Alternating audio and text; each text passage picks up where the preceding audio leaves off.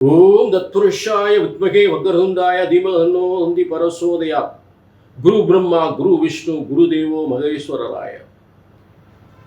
Next gen நேர்கள் அனைவருக்கும் கோடான கோடி நமஸ்காரங்கள் தெரிவித்துக் கொள்கிறேன். இன்றைய தினம் வைகாசி மாத பலன்கள். வைகாசி 1 முதல் வைகாசி 31 வரை, 15/5/2026 முதல் 14/6/2026 வரை இருக்கக்கூடிய வைகாசி மாத பலன்கள். அதாவது காலபுருஷ தத்துவத்திற்கு 2ஆம் இடம் தனஸ்தானத்தில் சூரியன் பிரவேசிக்கின்ற ஒரு காலம்தான் வைகாசி மாதம். காலபுருஷ தத்துவத்திற்கு 5ஆம் அதிபதி அதிர்ஷ்டக்காரகன் பூர்வ புண்ணிய ஸ்தானாதிபதி.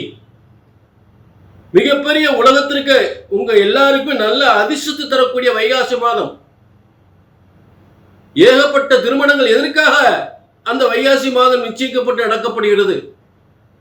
வைகாசி மாதம் திருமண வைபவங்கள், சுபயோக அத்தனை காரியங்களும் வைகாசி மாதம் நடக்கும். இதன் என்ன காரணம் அப்படின்னா, சுக்கிரனுடைய வீடு ரிஷபராசி 2ஆம் இடம். பலவிதமான செல்வ யோகங்களும், தொழில் யோகங்களும், வருமான யோகங்களும், திருமண யோகங்களும் ஏற்படுகின்ற ஒரு வைகாசி மாதம். இதற்கு காரணம் உலகத்திற்கு அதிர்ஷ்டத்தை தருகின்ற காலபுருஷ தத்துவத்துக்கு 5ஆம் அதிபதி என்று சொல்லக்கூடிய அதிர்ஷ்டக்காரகன் சூரியனாகப்பட்டவன் காலபுருஷ தத்துவத்துக்கு 2ஆம் இடத்திற்கு சம்பந்தப்படும் பொழுது, 2ஆம் இடம் அதாவது என்னன்னு கேட்டீங்கன்னா, காலபுருஷ தத்துவம் அப்படின்றான அதை முதல்ல புரிஞ்சுக்கணும். அப்படின்னா உங்களுக்கு புரியும்.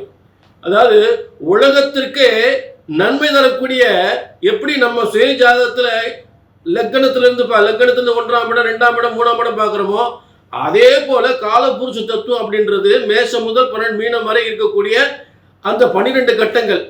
இதுல முதல் கட்ட லக்னமா எடுத்துக்கணும். மேஷத்தை லக்னமா எடுத்து இந்த உலக பலன்களை சொல்லும் பொழுது மேஷத்தை லக்னமா எடுத்து அதற்குரிய பலன், அதுக்கு 5ஆம் அதிபதி அதிர்ஷ்டக்காரகன்.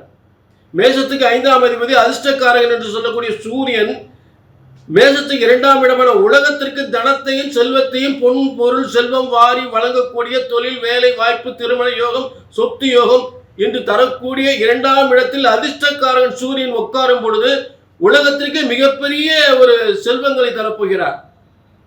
அதற்காகத்தான் சித்திரை மாதம் முடிஞ்சதும் வைகாசி மாதம் ஏகப்பட்ட திருமணங்கள், ஏகப்பட்ட வீடு வாசல் கட்டக்கூடியது, ஏகப்பட்ட சுபகாரியங்கள், அதாவது புதுமனை புகுவிழா நடத்துவது அத்தனையுமே இந்த வைகாசி மாதம் நடக்கும். புரிஞ்சுட்டீங்களா? அப்ப இந்த பிரம்மசாஸ்திரப்படி உங்கள் ஜனன ஜாதகத்திலிருந்து லக்னத்திலிருந்து பலன் எடுக்கும் பொழுது, பொது பலன்கள் சொல்லும் போது மேஷத்தை லக்னமாக வைத்து உங்களுக்கு பலன் சொல்ல வேண்டும். அதன் அடிப்படையில் தான் இந்த காலபுருஷ தத்துவம் உங்களுக்கு இந்த விளக்கம் கொடுத்துக்கிட்டு இருக்கேன். அப்ப காலபுருஷ தத்துவத்துக்கு அதிர்ஷ்டக்காரகன் அந்த காலபுருஷ தத்துவத்துக்கு 2ஆம் இடம் தனஸ்தானத்திற்கு வரும்பொழுது உலகத்திற்கு நல்ல செல்வங்கள் பெருகும், தொழில் பெருகும், வருமானம் பெருகும், சுபகாரியங்கள் நடக்கும். புரிஞ்சுட்டீங்களா? ஆக அப்படிப்பட்ட டாக்டர் கலைஞர் அவர்கள் முன்னாள் முதல்வர் கலைஞர் அவர்களுக்கு இந்த வைகாசி மாதம் பிறந்திருக்காரு. அவர் ரிஷபத்தில் சூரியன் இருக்கும். நாட்டே ஆண்டார். பல செல்வங்களை, கோடிக்கணக்கான செல்வங்களை கட்டி ஆண்டார். சரி, அப்படிப்பட்ட வைகாசி மாத பலன்களை நம்ம பார்க்க போறோம்.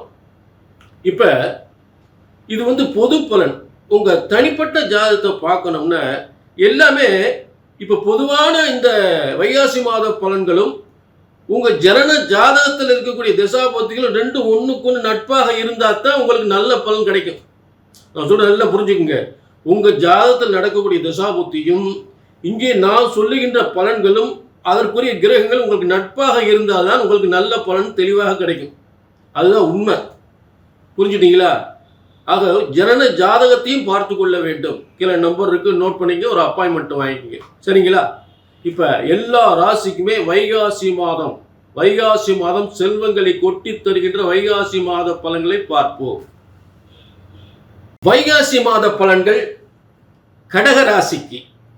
கடகராசி நேயர்களே, வாழ்க்கையில மிகப்பெரிய லாபம், மிகப்பெரிய வெற்றி, மிகப்பெரிய ஆச்சரியப்படக்கூடிய கடகம் சிகரத்தை தோடக்கூடிய ஒரு யோகம். மிகப்பெரிய வெற்றியாளர்,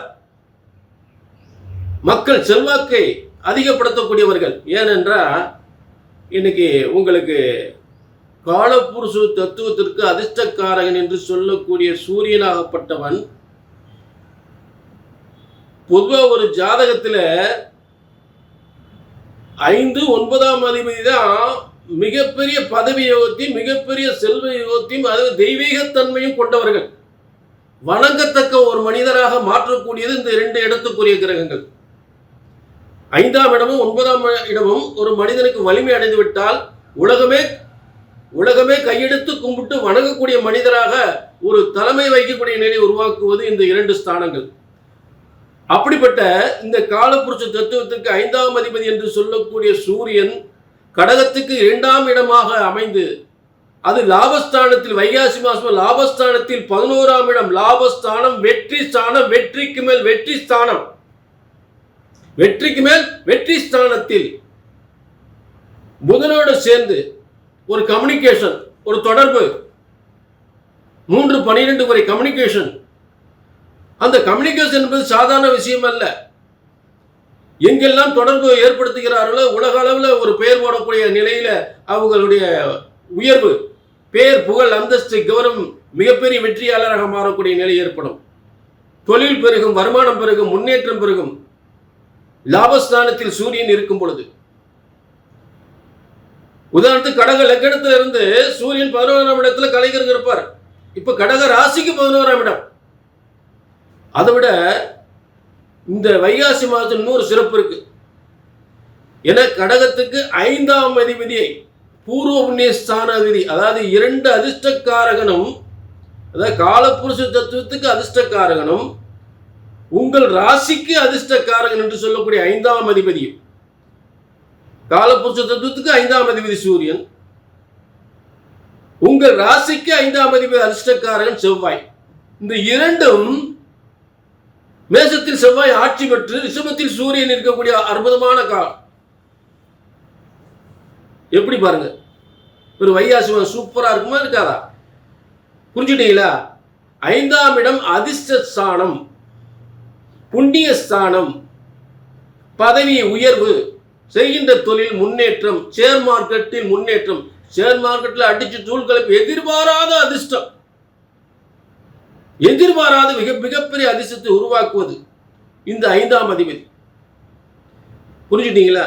அப்படிப்பட்ட 5ஆம் அதிபதி 10ஆம் இடத்தில் தசம கேந்திர தொழில் ஸ்தானம், ஜீவன ஸ்தானத்தில் ஆட்சி பெறுகின்ற அமைப்பு. புரிஞ்சுட்டீங்களா? ஆக ஜீவனஸ்தானத்தில் தலைமை வகிக்கக்கூடிய பொறுப்பு, பூமிகாரகன், பூமியை ஆளக்கூடிய தன்மை, தலைமை வகிக்கும் பொறுப்பு, தலைமை தாங்கும் பொறுப்பு செவ்வாய், முருகப்பெருமான். திருச்செந்தூர்ல தளபதியா தலைமை தாங்கினாரு, படை தளபதியா தலைமை தாங்கினாரு. இப்போ புரிஞ்சிருக்கும் நினைக்கிறேன் நடிகர் விஜய் திருச்செந்தூர் போனார்னு. புரிஞ்சுட்டீங்களா? அப்படிப்பட்ட அந்த கடகராசிக்கு தான் பலன் சொல்லிட்டு இருக்கேன். புரிஞ்சுட்டீங்களா? புரியும் நினைக்கிறேன். செவ்வாய் முருகப்பெருமான், செவ்வாய் என்பது முருகப்பெருமான். திருச்செந்தூர்ல அந்த சூரபத்மனை, பத்மாசூரனை வதம் செய்வதற்காக ஒரு படை தலைமை தாங்கினார்,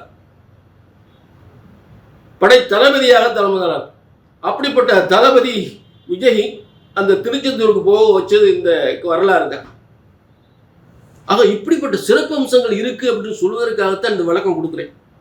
அப்படிப்பட்ட செவ்வாய் என்ற ஆட்சி பெற்று இருக்கக்கூடிய நிலை மிகப்பெரிய வெற்றி, கடகத்திற்கு மாபெரும் வெற்றி. புரிஞ்சுட்டீங்களா? அதே நேரம் நல்ல தொழில், பதவி, மக்கள் மதிக்கத்தக்கக்கூடிய ஒரு பொறுப்பு, தலைமை பொறுப்பு, புகழ், பேர், புகழ், அந்தஸ்து, கௌரவம் எல்லாம் கிடைக்கும். இதில் மாற்றமே இல்லை. சரிங்களா? அதே நேரம் உங்கள் தனிப்பட்ட ஜாதகத்தை பார்த்துக்கணும். ஏன்னா இந்த வைகாசி மாத பலன்களும் உங்கள் ஜனன ஜாதகத்தில் இருக்கக்கூடிய தசாபதிகளும் ஒன்றுக்கொன்று நட்பாக இருந்தால்தான் நான் சொல்லக்கூடிய பலன்கள் அப்படியே நடக்கும். அதனால தான் ஜனன ஜாதகத்தையும் பார்த்துக்கணும் அப்படின்னு நான் சொல்கிறேன். கீழே நம்பருக்கு நோட் பண்ணிக்க, ஒரு அப்பாயின்மெண்ட் வாங்கிக்கணும். சரிங்களா?